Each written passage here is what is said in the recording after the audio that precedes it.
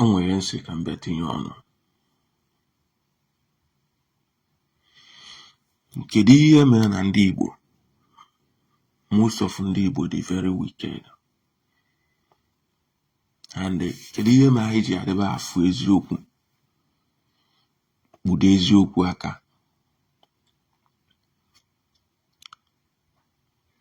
I believe na eziokwu bụ eziokwu no matter who is involved. Ihe nji bịa ikwu okwu a bụ gọvanọ eziokwu.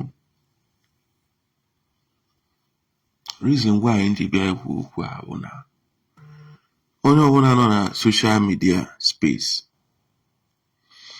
as long as you utter a word in social media space, people have the right to encounter it and people have the right to address you. Have that in mind. Nah, don't dabble into stuff in your thorough investigation to avoid being ashamed of yourself in the future time. Ejikwana maka na gị na oge echi ji wee nwee fall apart or something. Ejikwana maka na gị na oge echi fall apart. Then una afụ nwaanyị dị aka ya wee kọtụ ya. Ọ na-epiarị from one platform to another platform. Na-asị na ekele ọtụ ya. And you people could not be able to tell this woman, shut up your mouth. Mechie ọnụ ka ekwu ihe dị mkpa. But before then, before Ngawa go to side her, Gọvanọ eziokwu na Jpac. O doo m anya o kwe nwee wọta. Unu n'oge echi dịbụ na mma before. Unu n'oge echi bụ best of friends before. Ka ihe mezi na unu achọpụtahụ na oge echi a wee kwe Sudan mgbe unu ya bụ best of friends. Mgbe na-akọlụ N. Mgbe Jpac na oge echi na-egwu n'akpa. So unu amahụ na-ekwu unu achọpụtaghị ihe niile a before. Just a common question. Among una before una na-eme ihe una na-trace kwa past of your previous behavior or of your previous relationship with somebody. Now people ga na-ajụ kedizi ihe mere all of a sudden ndị a na ndị a dịbụ na mma before. Kezi ihe mere na adị ọzọ na mma. Kezi ihe mere eji ake. What really went wrong? Ị ma na ọ bụ na oge echi dị njọ. That means equally na unu adịkwu njọ. Because you people have worked together. You people have been friends. So what were you people discussing in the past? Also, no getting no so be alone before now. Yes, now because you people have been friends. For you people to stay with her for some time, more than a year, that means you people committed a lot. That's how I judge my own stuff. Because there is no way you people will now fall apart and single her out and start telling us that she's evil, she's this, she's the other one. Then, when you're not evil, can you not commit with the person? Those should be the question. Now, another question about Jpac. Iwepụtara foto n'oge echi ka ọ na-ewepụta foto n'oge echi. You have never answered that question and you have never treated that question. Rather, I na beat around the bush. Rather, I say no Chichi wepụta picture. Yes, of course. She's a presenter. Like otu a na-present ihe now.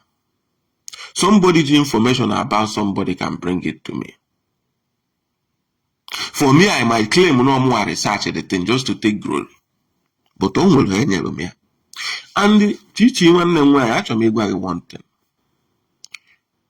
enwebe ihe ga-abụ meruo mmadụ. More, somebody like me, I don't care who is involved. I will try to expose everything just to clear myself. But still, ọ bụkwa na ị na-anya na gị nwee clear yourself will implicate so many things left for you as an individual. But ọ bụ na ọmụnwa, if I na-anya research ya very well, this one I'm already much affected, I will come out and break down everything. There's a reason to that. Because the more you are protecting some individuals, the more the lies they are about to cook on you. Because this one, they just lied there yesterday, is a small one. They are about to, or today, they are about to cook a very bigger one on top of your head. There's no two ways about it. You know how all these things roll. You know how all these things place. But my main concern about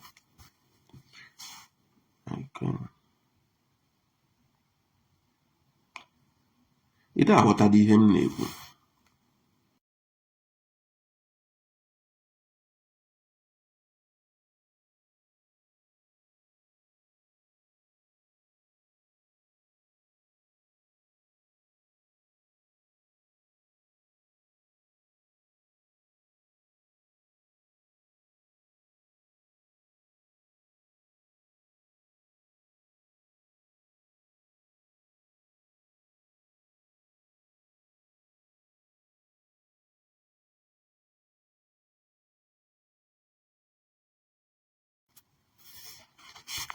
Now,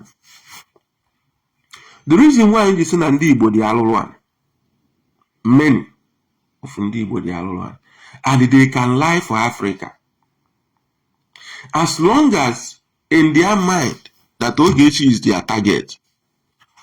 That Ogechi is their target. Now,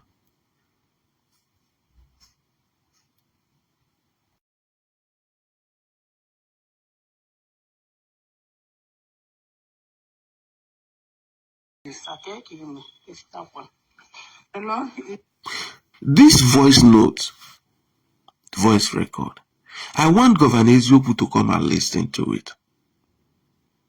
So before you are believing Mirabel, I want you to go and get, don't allow what happened to me to happen to you. Don't say you don't watch porn or you don't look at naked picture. No.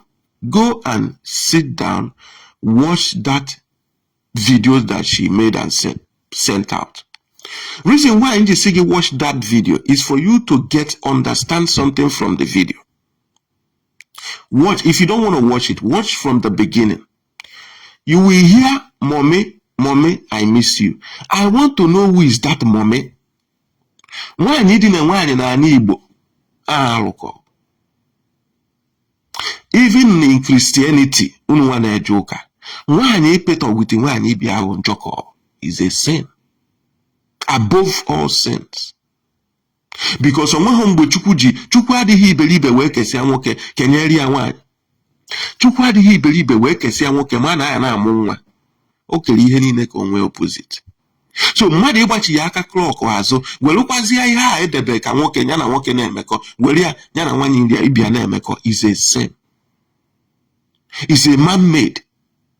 That is not how God wants it. So you as a Christian, you as a Chanamite, you are somebody who believes in Christianity, who are somebody who present yourself as an honest person. I want you to study that case before you dabble into it. This is a complaint from somebody who Mirabel was blackmailing. There is no way an individual will come out and say, Ekelotomo, Ekelotomo, Ekelotomo, when you as well was busy blackmailing somebody. The proofs are there, and none of you wants to talk about it. So, Kedu Kangesi believe that you are a honest person, Governor Ezioku? Don't you make your findings anymore? Have saga entered you that you are not that intelligent anymore to make your findings? Have enmity corrupted your brain that in the sense of as long as Ogechi is concerned, you want to fight Ogechi, you accept everything, like I did in the past? ịpụta n'ụma nke mmadụ mee blame mmadụ na nke o mee dị njọ mana o nwekwa nke na-ebogide esi no this one this one should be kept aside. Good morning, sir. Okay, biko iwekwana iwe na mbakwa inyere obere nsogbu iwe na iwe biko nna ọkwa ka m gwa gị maka Mirabel again. Ịma na ịgwa m on blog onye blog ọ bịakwa sendịra m threatening stop message n'ibe niile na ọ ya pụta na Facebook expose m agwago m that girl I'm not Melissa King. Where I even made this girl I helped this girl a lot. Okay, I see now betrayal. Where I only complain. Or even I need on accuse him. No. I didn't go deep with that man, that Parkinson. I only complain. You know Mirabel. Mirabel tells a lot of people stuff. I'm too old for that. I never did that. Na mmegili gold o megili gold o expose o na expose me zumori kambala akwụna kedu iwe ọ na expose m for wefte picture my husband picture ụmụ ile adị m eze onwe m eze na Facebook since the fact that I've never saga anybody na Facebook o wefte picture m ma picture dị ma picture ụmụ m ide mụ na Mirabel nwekwa ike m take free legally because onwere evidence ọbụla onwere against me na mpụta akpalịra m ya abụrụ m Melissa King ama m ibe na-eme that girl na m megilili ego dị na force m dị good for what nke m mere emememie n'obi m ọcha niile too good I know how much I spent mmadụ adịrị threaten m like that and they don't force me to do anything ana m ata afụ na America. So how can somebody who is telling you that Ogechi shared her nude, busy collecting gold from another woman, busy scamming another individual, busy threatening another woman, is this somebody that you will sit down and talk about her case? Is this somebody that you will sit down and listen to confirm everything, to round everything up? Because in my inner weapon evidence, you should be able to provide a counter things that tallied with that. Call your lady kinebo mado ebo. Call your lady kamado this kama mado or arrange this voice note to send the album. Call your lady kama mado or arrange this voice note to send the album. Listen to this one voice. You know, disappoint you. You don't come and you don't want them now. You don't want them to get away voice to you. Why Gabriel table or kissing. He did not have it. I swear, he did.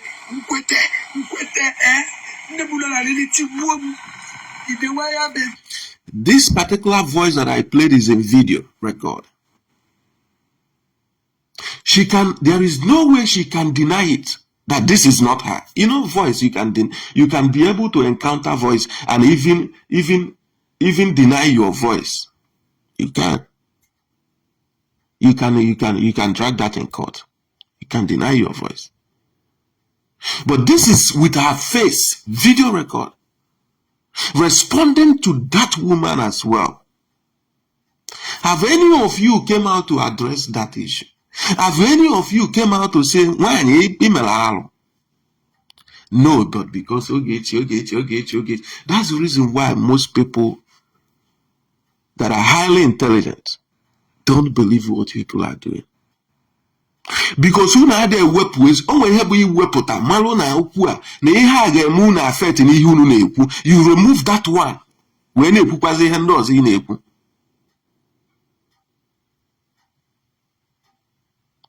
My brother Governor Ezio, I will tell you something.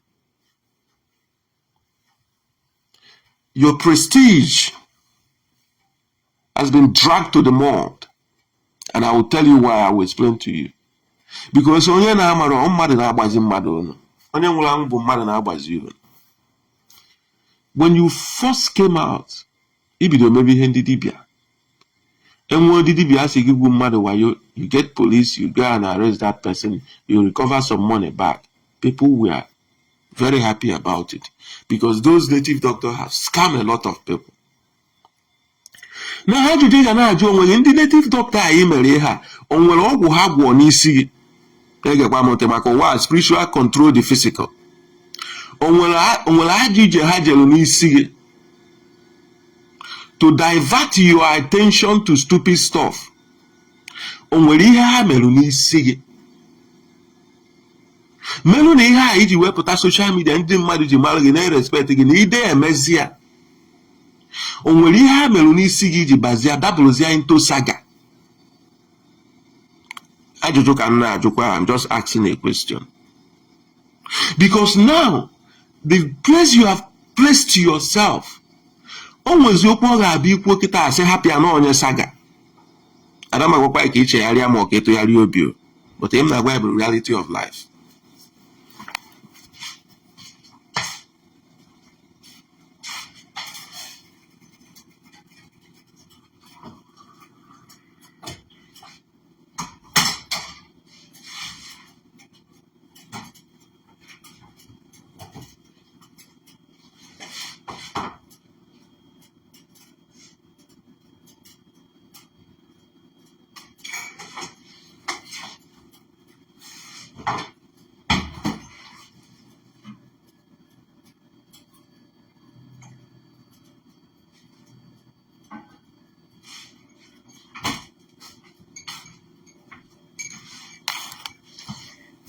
Ebe ị na-ebujo onwe gị na bụ itinye onwe gị in that midst of ihe ọbụla pụtaziri gị n'ọnụ hapụ onye saga. Don't believe that person because ana m agwa gị anya eji afụta ndị na-agba saga ma mụnwa ma onye ọzọ.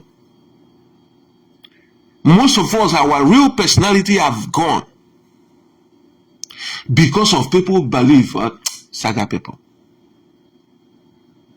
Don't allow yourself to get involved in that kind of mess. I am telling you. And then when you can a program enough follow. I want you to examine something. Go to those new followers that you've gotten. Pull all of them down. Click and view the profile. None of them, 90% of them are fake. 95% of them are fake accounts. But while you were representing something reasonable, people that are following you came, all of them came with their real account because they know that it's not a toxic place. They love you for what you are doing. It's not toxic page. But now you have started building your page as a toxic area for ants to come and troop in at the way they want and all those things. My brother, I'm after the guys somebody na name was Ruche can see where fully before. After I have somebody who God gifted with wisdom, but the kind of things you are doing now, I don't think you were. What I'm seeing is that you were opportuned, but you are trying to miss that opportunity. Even sometimes in life, when we come out and start speaking, people start listening to us. We thought that maybe we are smarter than other people. No, you are not smart than other people. The only thing is that God wants to deliver something from you to people. God wants to use you for some certain purpose. That's the reason why when you miss your track, that spirit of that grace will depart you. And if that grace depart you, you're not is this or more they another person. Or more they hack another person. That is my only advice for you. Gaga. Bikono. No why no n'ime kai kaba na arụ ka ya iji ofi ya wee mara anyị ka ya iji ofi ya wee mara anyị kata nwa ya asị na ide wọta ebe ọbụla ije ezu ochi ebe ọbụla ije ezu ochi iru ebe a na-eje ejezi n'ebe ife mmadụ na-efu kata ma ya asị nwoke a na ihe eji mara ya bụ na ebe ọbụla ọ gafee ife efuo, ebe ọbụla ọ gafee ife efuo, na ọrụ onwe ya ejezi n'ebe ya abịa gafee ife nwe efuo, ma ọ bụ na a sị na emesịa nke a mesịa nke a iwerụkwa nke a mee nke a ma iwerụ nke a akwụkwa ndị mmadụ ụgwọ. Ka anyị na-akaba arụ na-echenji mgbe mmadụ na-etonyite na-agbagote na age. Kaba arụ na amend everything. Nobody is right. I can't tell you that I'm perfect. But if one thing obuna otu akensiri no now, oh, you can feel no saga, but a lot of people have known him as a liar. A lot of people have known him as an instigator. It cannot go away from you. People are not stupid. They are watching you. They are listening to things that are coming out from your mouth. And even ha more way in the public. Even ha more way will feel her you are gone. People can only give you chances 2 times, twice. Don't take people for granted. People can only give you chances 2 times. But on Bafona, he make you once, he make you 2, then Jimmy and 3. That means this is who you are.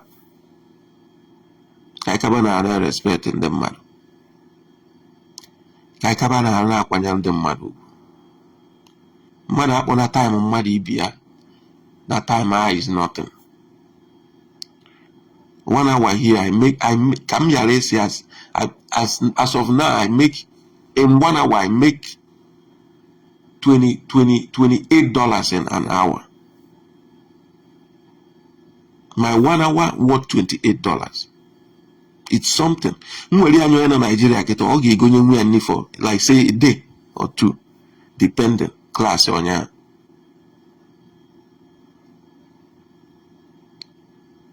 Mother bring you 1 hour for you, or maybe 30 minutes. Don't think that people are stupid. Who's in that thing on them? Who's in that thing on them?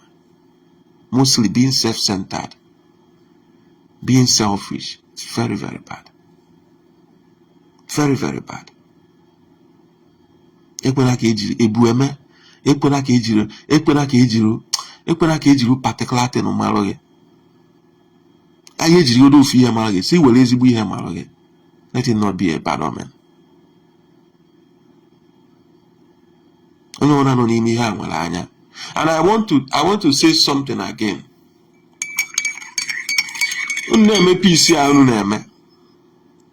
Ime peace na ọrụ onwe. Onweghị onye n'ime unu nche obi dị mma. From A to Z. Ime peace, keep your distance. Gị na mmadụ, gị na onye a na-atọ ụtọ fa maka poison. I've said this thing before and I'll say it again. Jealousy, envy, pain, depression, and so many things might cause, like people, those things might cause somebody to take your life away from you. There are people that have heart of forgiveness, that if they forgive you, that is it. There are people that forgive you to come back to damage you. There are people that be very, that's the reason why muna ye me ha anything or bona muna ga adobigo gafe bandre. I can decide to leave you, but in the sense of muna ye na amu more, no, I'm a limit. With my boundaries. I have reason for that. That my boundaries for you not to get me. Because I'm a mere digging obi, only go bim the ochebena.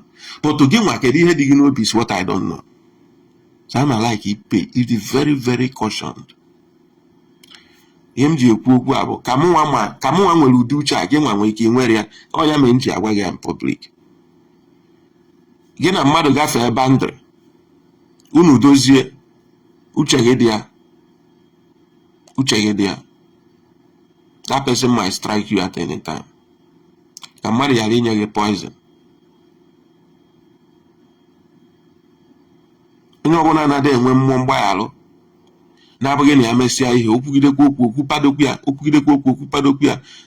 onye a nwere ike ịpụta one day because iwe aka dị ya n'obi iwe abọnye ya ọ bụ na enyi ya nso onye poison ma ọ bụ na enyi ya nso mee ya ajụ ya. In general, I'm not singling only single out when a book about in general. Uche unu dị ya. Ọ bụ na mgbe mụ na Sharon ọ bụ na ọ na mụ akekwalụ nkwụcha mana deep in then na mụ na ya ọgbata aka mụ a kụpụ nchogodi ịtụpụrụ ya okwu mbịa na comment section a ekwu okwu na comment section na ọrụ ọnwụ m o mee nwesị access ịtaget m were ihe mere onye ọzọ mara ihe osi ada adụ mmadụ n'anya Igbo na-abụ were nke dụrụ onye ọzọ mara ihe kpọnye ya saga mara ihe n'ihe niile a na-eme mụta something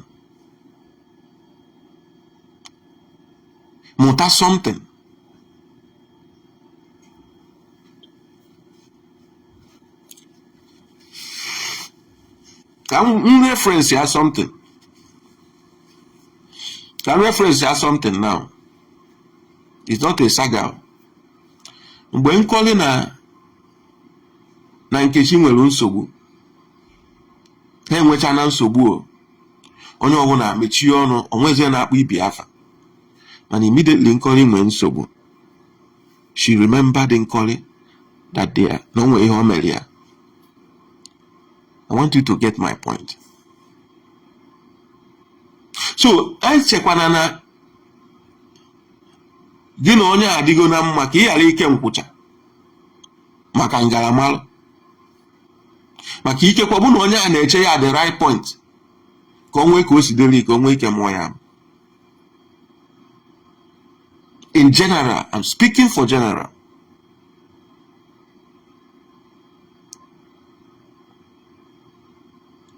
Kekwa nkwụcha o nwekwa nọ n'ime ihe a many of 90% of anyị nwa nọ n'ime ihe a obi gbakwara anyị njọ o nwekwa efuru ihe ọma na-emere ibi ya dị happy. If this thing is all about humiliation, bullies, and trying to make you feel less of yourself, mgbe mmadụ na-eje na family gị ka o seta the condition of your family bụ ka o mee gị ugwu gị kpụda. I want you to get the point. Because ọ bụ ọzọ ọnụ ka gị na ya na-akọ ọ bụrụ exchange of words onye a na-atry ime gị ka you need less of yourself. Mgbe mmadụ na-apụta onwe ihe inwe ogwe ihe obere ihe na-eme na-efinish onye a wepụta ya wee were ya ka ya gwa gị okwu. Ihe onye a na-achọ igosi gị bụ ka ịma na-ede akpa. So a lot of things has happened. Ọ bụ na m abụghị mmadụ planụrụ onwe m ọfụma kechie my angle very well. Their plan was to deport me or to put me into a mess. But uche chukwu ka uche mmadụ. That's the reason why you don't fight what you never built. Because before that thing adị ebe o nwego ihe mee ka ọ dị ebe a.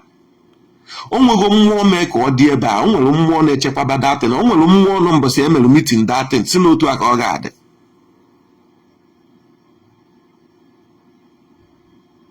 When you're fighting that particular success, you are fighting those spirits, and they will fight back at you. That's a simplicity. Mgbe ị na-anụsa mmadụ ọgụ adị na-afụta na onye a ka ị na-anụsa ọgụ. Mgbe ị na-anụsa mmadụ ọgụ ị na-anụsa ma mmụọ onye na ya yi wee bịa ụwa.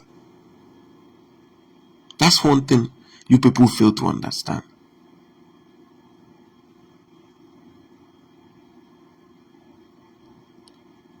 N'ala Igbo nwere ihe a na-akpọ mmụọ ikwu nne na mmụọ nna ochie. All those things are things that follows you. Gị nwa amadị na those things are guiding you. Those are the things you call your guardian angel.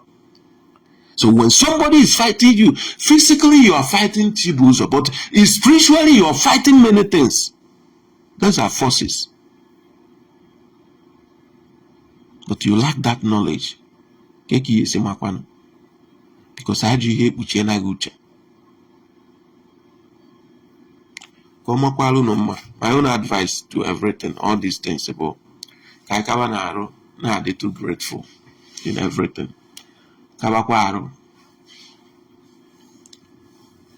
Afọ to nke bụ eziokwu sikwuo na eziokwu. Afọ nke bụ arụ sikwuo na arụ.